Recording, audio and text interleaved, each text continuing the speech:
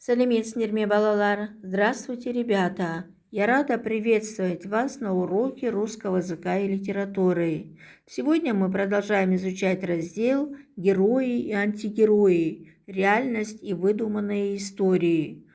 Уроки номер 68-69. Тема сегодняшнего урока Ганс Христиан Андерсен «Снежная королева». Сегодня на уроке вы познакомитесь с творчеством Андерсена.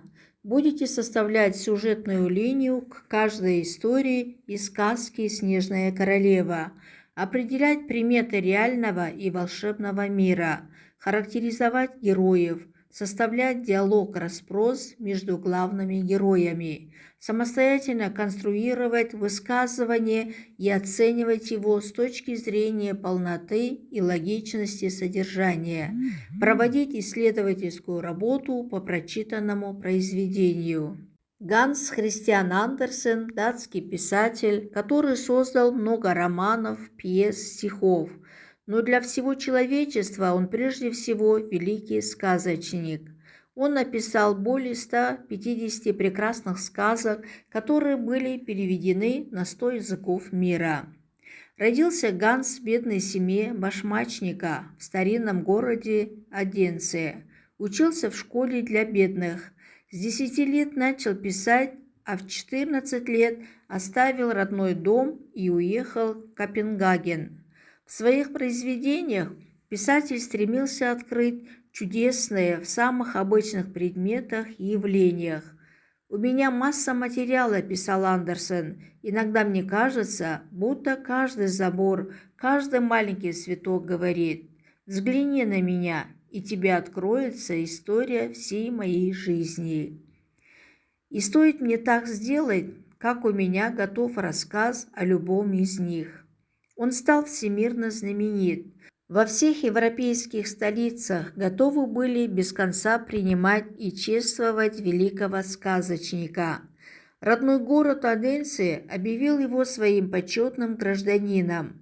В тот день, когда состоялось его торжество, в городе гремел салют. Все дети были освобождены от школьных занятий, и толпа восторженных жителей кричала на площади «Ура!». Самые любимые во всем мире сказки Андерсена «Снежная королева», «Дюймовочка», «Дикие лебеди», «Гадкий утенок», «Принцесса на горошине», «Русалочка», «Стойкий оловянный солдатик», «Новый наряд короля» и другие. Упражнение номер 1. Послушайте краткое содержание истории первой из сказки «Снежная королева». Жил-был злой тролль. Однажды он смастерил зеркало, в котором все доброе и прекрасное уменьшалось до нельзя, и все негодное и безобразное выступало еще ярче и казалось еще хуже. Тролля это ужасно потешало, а его ученики бегали повсюду с зеркалом. Наконец они решили взобраться на небо и посмеяться над самим Творцом. Одни поднимали все выше, и вдруг зеркало выпало и разбилось на множество осколков. Осколки разлетелись по белу свету. Одни стали попадать людям в глаза, и человек начинал видеть в каждой вещи только плохое, а другие попадали людям в сердце, и сердце превращалось в кусок льда. Злой тролль видел все это и хохотал. Упражнение номер 2. Прочитайте по цепочке отрывок из истории второй, которая называется «Мальчик и девочка» в сокращении.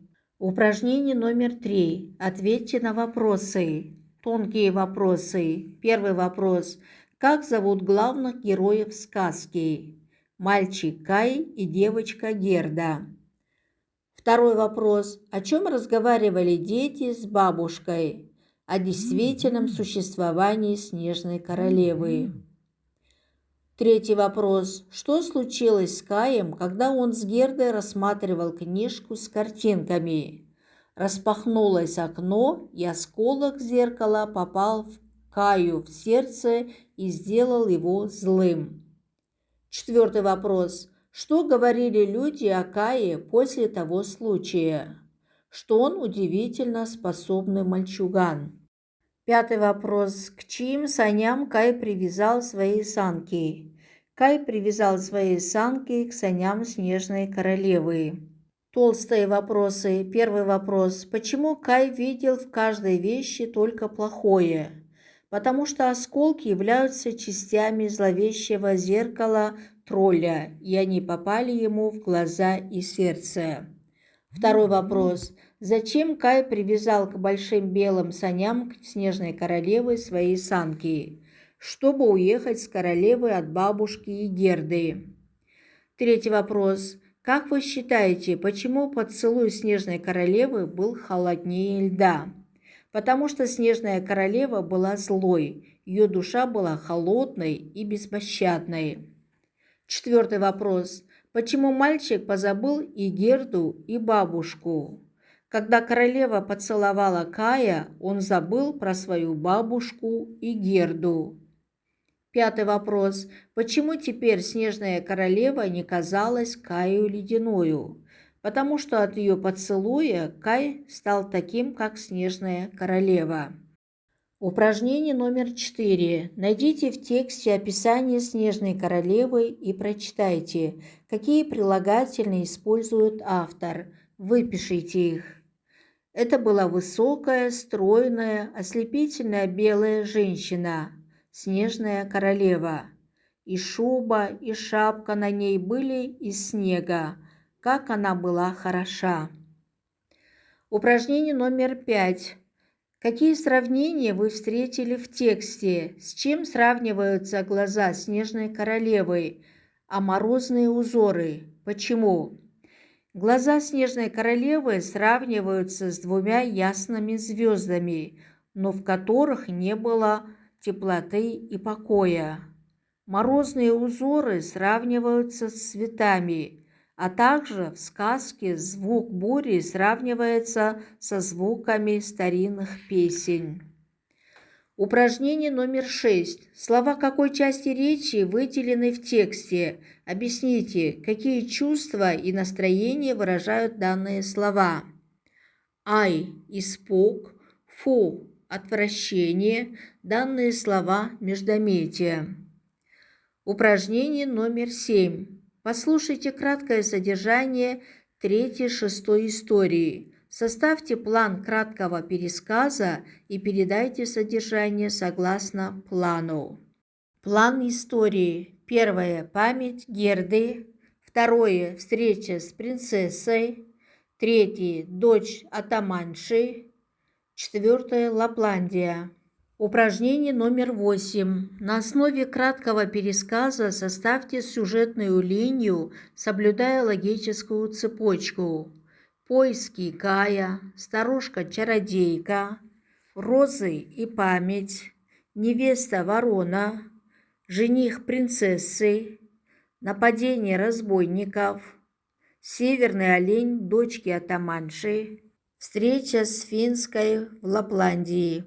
Упражнение номер 9. Прочитайте по цепочке 7-ю историю, которая называется «Что случилось в чертогах Снежной Королевы и что случилось потом» в сокращении. Сформулируйте тонкие и толстые вопросы к тексту и ответьте на них. Упражнение номер 10. Представьте себе разговор двух героев после возвращения из царства Снежной Королевы. О чем они могут говорить друг с другом? Составьте диалог-расспрос Герды и Кая. Упражнение номер 11. Кратко передайте содержание 7-й истории с опорой на ключевые слова. Оцените составленное высказывание с точки зрения полноты и логичности содержания. Ключевые слова: замерзшее озеро, лучшее зеркало, укладывал на лады, вечность, горячие слезы Герды, собрали слово, отправление к Финке, прощание с Лапландкой, прощение с разбойницей. Упражнение номер 12. Рассмотрите иллюстрацию. Найдите фрагмент сказки, который соответствует данному рисунку. Складывая, он и такие фигуры, из которых получались целые слова, но никак не мог сложить того, что ему особенно хотелось – слово «вечность». Упражнение номер 13. Выпишите и распределите в две колонки приметы двух сказочных миров – реального и волшебного. Реальный мир – дружба Кая и Герды, их дом и бабушка, принц и принцесса в замке, разбойники, возвращение домой. Волшебный мир – зеркало тролля, снежная королева, заколдованный Кай, говорящий ворон, старушка-чародейка, говорящий олень, чертоги снежной королевы. Упражнение номер 14. Составьте сюжетную линию к последней истории сказки. Белые чертоги, замерзшее озеро, Кай складывает слово «вечность», Герда спасает Кая, уход из замка, помощь друзей, встреча с разбойницей. Упражнение номер 15. Ответьте на вопросы. Первый вопрос. Какие герои сказки вам понравились больше всех и почему? Герда, потому что она добрая и смелая. Второй вопрос. Какие персонажи выполняют роль помощников Герды и в каких ситуациях? Ворон рассказывает о Кае. Принцесса дает Герде карету и новую одежду. Разбойница дает Герде своего оленя. Олень везет Герду в страну снежной королевы. Финка и лапландка указывают дорогу до замка. Задание для развития речи. Прочитайте высказывание Константина Паустовского о сказках Андерсена. Как вы понимаете смысл данной цитаты? Поделитесь своим мнением. Удивительная, душистая, подобно дыханию цветов, человеческая доброта исходила от страниц этой книги. Смысл цитаты – любовь и доброта способны помочь преодолеть невозможное. Преданность и дружба преодолевают все преграды. Упражнение номер 16. Прочитайте пословицы. Выберите те, которые соответствуют содержанию сказки.